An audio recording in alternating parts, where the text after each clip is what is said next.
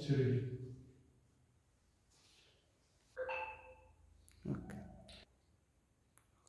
नमस्कार, मैं शिवलाल खींची विश्व सेवक समाचार से। आज हम पहुंचे ग्राम सेवा सहकारी समिति वल्द्रा, पंचायत समिति सुरोई, जिला सुरोई के व्यवस्थापक है श्रीमान जी नरपत सिंह जी चारण। इनसे खास मुलाकात के अंदर बात करेंगे।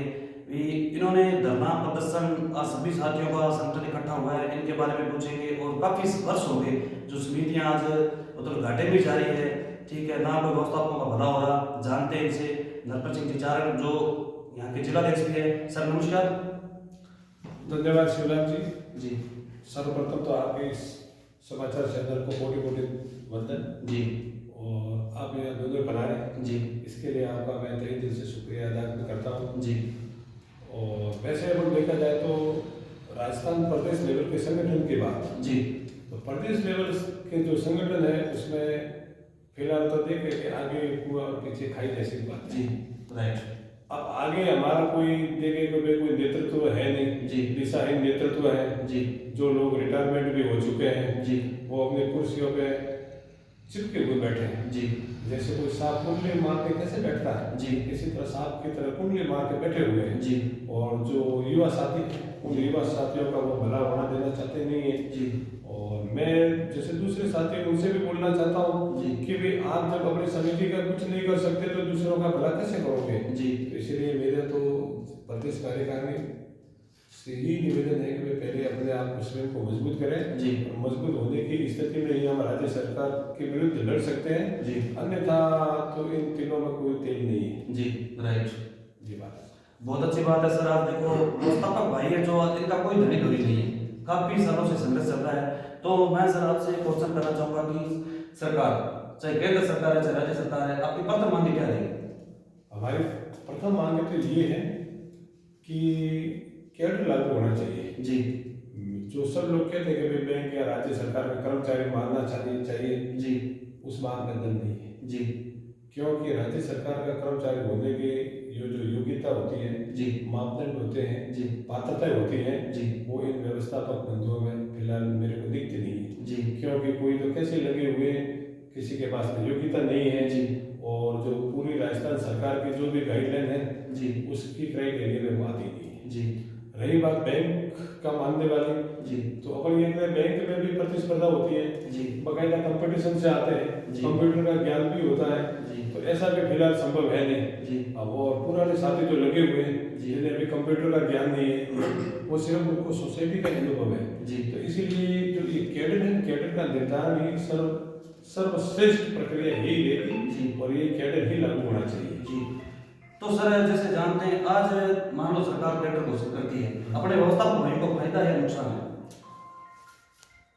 ऐसे व्यवस्थापकों को तो फायदा तो है ही जी, क्योंकि एक तो उनकी जो सैलरी है जी, वो सुनिश्चित हो जाएगी। जी, भाई महीना खत्म हो गया जी, तो मतलब उनको सैलरी तो देनी है, जी, तो सैलरी उनके खाते में जमा हो जाएगी। जी, और ऐसे कर्मचारी हैं जो बेचारे कहीं दूर दराज गाँवों में पड़े हुए हैं जी, और उनका वहाँ की स्थिति को अपन देखें जी, तो समितियां निरंतर आने में है। जी, और भौगोलिक परिस्थितियां उनकी ऐसी है कि वे वहाँ समिति को अपन सक्षम बनाने में असमर्थ है। जी, तो उनको दूसरी समिति में मौका भी तो मिलेगा जी, कि भाई वो वास्तव में कार्य करते हैं कि नहीं करते हैं। जी, यदि कार्य नहीं करते हैं तो देखो वो उसके लिए खुद स्वयं जिम्मेदार है। जी, और कोई कार्य करने की मंशा रखते हैं जी, तो वो स्वयं समिति को अपने आप ऊपर उठाएंगे। जी, पर एक बात तो सुनिश्चित हो जाएगी कि जैसा भी हो उनको सैलरी तो मिलेगी, जी, उनको सेवानिवृत्ति के जो भी परिलाभ है जी, वो परिलाभ भी मिलेंगे। जी, नहीं तो अनेक समिति आज भी ऐसे, मैं मेरे सिवनी जिले की बात बता रहा हूँ जी, कि 2-3 व्यवस्थापक है वो बेचारे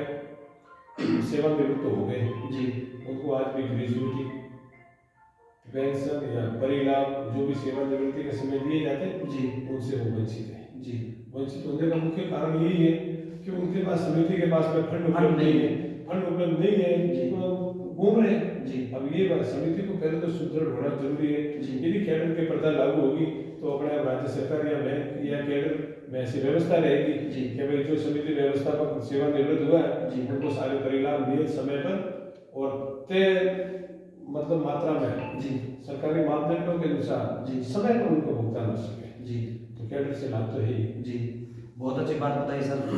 सर आज देखा जाता है कि अपने राजस्थान की बात करते हैं, समितियाँ इन बैलेंस में जाने का मेन कारण, मूल कारण क्या हो सकता है? एक तो समितियां में मूल कारण तो इन बैलेंस में जाने के ये भी हो सकते हैं। प्रथम कारण तो मैं ये बताऊं कि भाई बैंक स्तर पर ये थोड़ी लापरवाही है जी। उसका मुख्य कारण है कि भाई बैंक पहले ब्याज तो ले लेता है जी। जबकि सहकारी समिति का जो ब्याज है जी। वो राज्य सरकार और भारत सरकार बहुत लेट में देती है जी। तो इससे क्या होता है कि बैलेंस बढ़ जाता है जी। समिति का तो ब्याज बाकी है जी। बैंक ने ब्याज ले लिया जी। तो बैंक का तो मूल है वो तो आ गया और समिति का तो वो तो बेचारा मूल में से गया ब्याज इसीलिए जो ब्याज बकाया रहते हुए बैंक ब्याज ले लेता है जी। एक बैलेंस तो ये इस कारण होगा जी। दूसरी कारण समिति के अंदर जो आय है जी।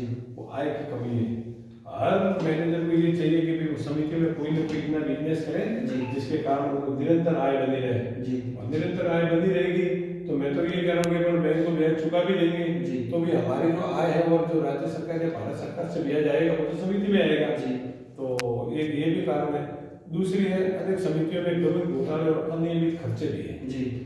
जो कोई समिति व्यवस्थापक तो ये देखते हैं कि यार हमें कौन पूछने वाला होता है कौन क्या है वो अनलीगल खर्चे करते रहते हैं जी। तो अनलीगल खर्चे रहते हैं तो इससे समिति हानि में जाएगी अब वो समिति के पास यदि काम भी नहीं करते तो वो पैसे कहाँ के लोन के पैसे हैं लोन के पैसे हैं तो वो तो लोन में जमा तो होंगे नहीं वो अन्य मद में चले जाएंगे तो ये बैलेंस तो आ रहा ही है ये तो स्वाभाविक है मतलब और मुख्य रूप से ये देखा जाए तो इन बैलेंस का प्रमुख कारण है बैंक द्वारा ब्याज की जो समिति की जो ब्याज की राशि है वो न लेते हुए मतलब बैंक द्वारा समितियों से पहले ब्याज ले लेना क्योंकि समितियों के ब्याज बाद में ले लेती है यही मुख्य कारण है जी।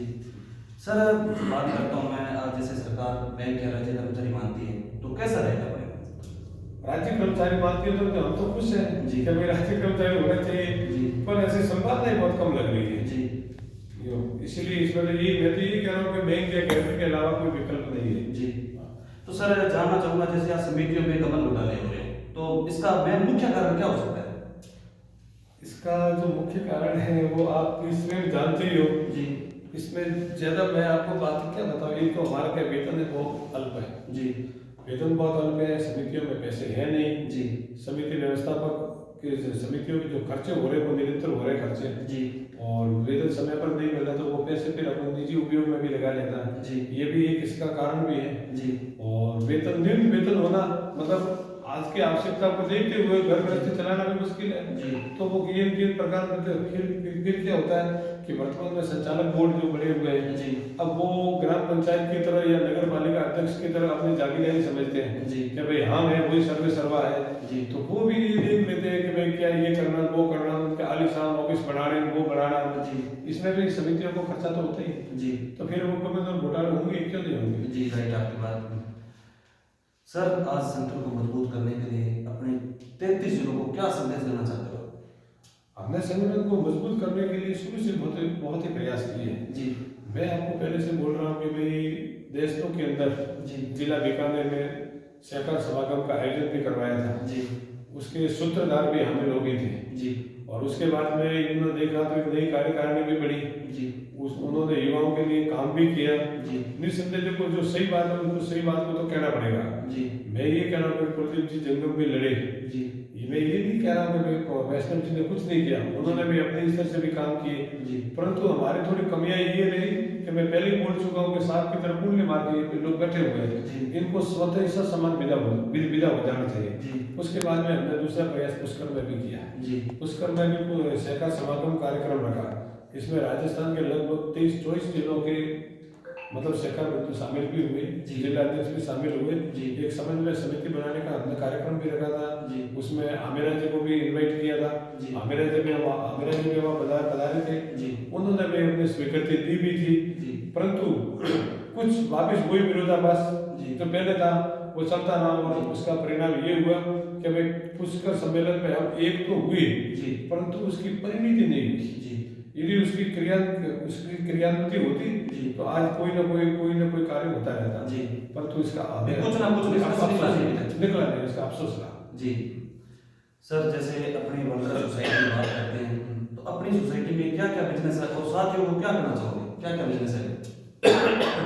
मैं आपको ये बताना चाह रहा हूँ कि जो सहकारी समिति है जी वो आर्थिक रूप से मजबूत होगी जी तो ही सारे परिणाम उनको मिल सकते हैं। जी जैसे एक सहकारी समिति को मजबूत करने के लिए आपको छोटी छोटी अमानतें हैं जी बचत खाते की, वो अमानतें लेनी होगी। जी उन अमानतों को मिलाकर अपन बैंक में पुनर्निवेश खाते में अपन निवेश करें जी ताकि उससे ब्याज भी मिलता रहे। जी और उसके उसके बाद में भी जैसे हमारे पास में करीबन 6 करोड़ के आसपास के अमानतें हैं, जी तो अब हम उनमें से ये देखें कि हम छोटे माइक्रो टीचिंग जैसे एक बीएड के अंदर होते हैं सूक्ष्म शिक्षण विधियाँ, जी माइक्रो टीचिंग, तो हम भी ये एक माइक्रो फाइनेंस की प्रथा को चालू करें। जी माइक्रो फाइनेंस का मतलब ये हुआ कि भाई अपन 10,000 से लगाकर 25,000 तक के छोटे छोटे ऋण वितरण करें, जी जो हमारे ऋण वितरण की वो किस्तें भी आ जाए, जी समिति को ब्याज भी मिलता है। जी तो एक तो ये माइक्रो फाइनेंस व्यवस्था लागू की जानी चाहिए। जी बाकी खाद और पीडीएस का व्यवसाय तो हर कोई करते ही है।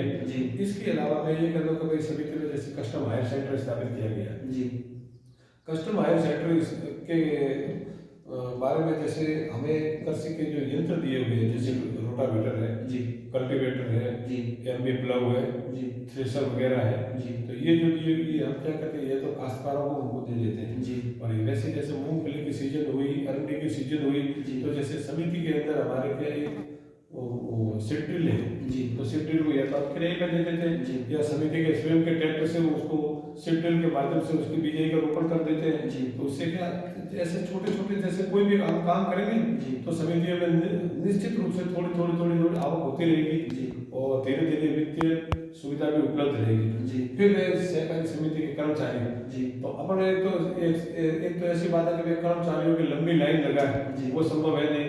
व्यवस्थित मात्रा में जी। रजिस्ट्रार द्वारा मापदंडों के अनुसार ही जी। कार्मिक रखे जाए। जी। अब जैसे मेरी समिति में इतना काम होते हुए भी हम 3 कार्मिक हैं। जी। 3 कार्मिक है, एक कार्मिक तो पीडीएस वस्तु और खाद बीज में उलझा रहता है, जी। दूसरा मिनी बैंक में है, जी। और तीसरा है तो कोई मीटिंग है या ये कस्टम हायर सेंटर है या अन्य कोई जो ये शॉर्ट टर्म की गतिविधियां हैं जी। उसमें वो काम करता रहता है। तो एक तो सैलरी भी कम, जी। काम भी ज्यादा, जी। और इससे क्या समिति को ये आर्थिक लॉस भी नहीं हो रहा, उससे समिति को कुछ ना कुछ मुनाफा ही हो रहा है। जी। बहुत अच्छी बात बताई सर, तो आपने आज समिति के बारे में बहुत अच्छी मतलब योजनाएं बताई, तो ये साथियों को करना चाहिए, आज समिति घाटे में नहीं जाएगी। तो बात करते हैं सर आगे, जैसे अपने महाशिवरात्रि आ रही है, होली भी आ रही है, तो देशवासियों को क्या संदेश देना चाहते हो? होली, शिवरात्रि, महाशिवरात्रि जो आ रहे हैं, देशवासियों को या सहकार बंधुओं को जी। हमारा तो संदेश यही है कि हम एकता की भावना में रखें, जी। एक रहे, जी। जातिगत धर्म भेदभाव से ऊपर उठे जी। और सहकार हित की भावना पूरे देश में फैले। जी। ये हमारा तो है। जी सर, बहुत अच्छी बात है सर। ये थे हमारे साथ नरपत सिंह जी चारण, जो सिरोही जिले के जिलाध्यक्ष, उन्होंने हमें 10 मिनट टाइम दिया। बहुत बहुत धन्यवाद सर आपका। बहुत बहुत धन्यवाद आपका भी हम कई दिल से हार्दिक अभिनंदन करते हैं जी। कि आपने हमारी आवाज़ को राजस्थान या प्रदेश स्तर पे उठाने का हमेशा प्रयास किया और करते रहेंगे। जी। बहुत बहुत शुक्रिया आपका।